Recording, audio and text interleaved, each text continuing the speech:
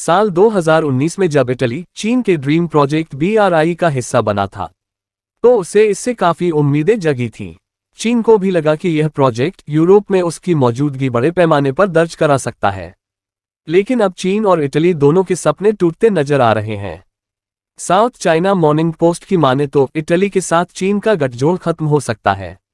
Italy G7 देशों का वह पहला सदस्य था जो चीन के इस इंफ्रास्ट्रक्चर प्रोजेक्ट में शामिल हुआ था। जब इस प्रोजेक्ट को साइन किया गया था तो काफी आर्थिक उम्मीदें थीं। इटली को लगा BRI उसके लिए बड़ा फायदा साबित हो सकता है, लेकिन ऐसा कुछ नहीं हुआ और 4 साल बाद भी इटली की स्थिति इस प्रोजेक्ट में स्पष्ट नहीं है। हाल ही में इटली की प्रधानमंत्री जियोर्जिया मेलोनी और G7 के बाकी नेता इसी महीने जापान में मिलने वाले हैं। इस विशाल प्रोजेक्ट के साइन होने के 4 साल बाद भी मेलोनी को नहीं मालूम है कि उनका देश साझेदारी में कहां पर खड़ा है। अमेरिका और चीन के बीच प्रतिद्वंद्विता जिस समय तेजी से बढ़ रही थी, इटली ने तभी इस समझौते पर साइन किया था।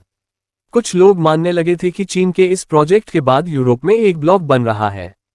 इटली के फैसले की वजह से चीन के साथ उसके रिश्तों ने यूरोपियन यूनियन में युद्ध की स्थिति पैदा कर दी थी। इस साल के अंत में चीन BRI में शामिल हिस्सेदारों की मेजबानी करने वाला है, लेकिन माना जा रहा है कि इटली इससे पहले ही प्रोजेक्ट से पीछे हट सकता है। विशेषज्ञों की माने तो अगर इटली चीन के लिए यूरोपियन यूनियन के नजरिए को मानता है और BRI से बाहर होने का फैसला करता है, तो फिर यह चीन के लिए बड़ा झटका होगा। चीन को बड़े कूटनीतिक झटके के अलावा आर्थिक गिरावट भी झेलनी पड़ सकती है।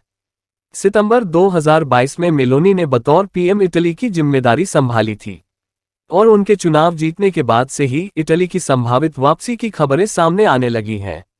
मेलोनी ने चुनाव से पहले कहा था कि साल 2019 में BRI पर साइन करके इटली के लिए एक बड़ी गलती थी।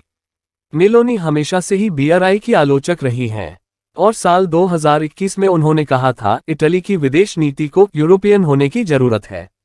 यूरोप के मामलों के जानकार प्रोफेसर वांग यीवेई का कहना है कि चीन इटली की भागीदारी को काफी तवज्जो देता है, लेकिन अब इटली इससे बाहर निकलना चाहता है। ये वास्तव में चीन के मुंह पर एक तमाचा है। BRI पर साइन करने के बाद भी इटली के लिए निवेश बहुत कम हुआ है।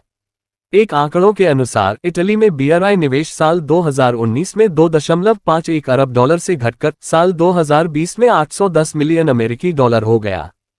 फिनलैंड, जर्मनी, ब्रिटेन, फ्रांस और नीदरलैंड उन यूरोपियन देशों में शामिल हैं जो BRI में शामिल नहीं हैं, लेकिन साल 2019 से 2021 के बीच उन्हें सबसे ज्यादा चीनी निवेश मिला है।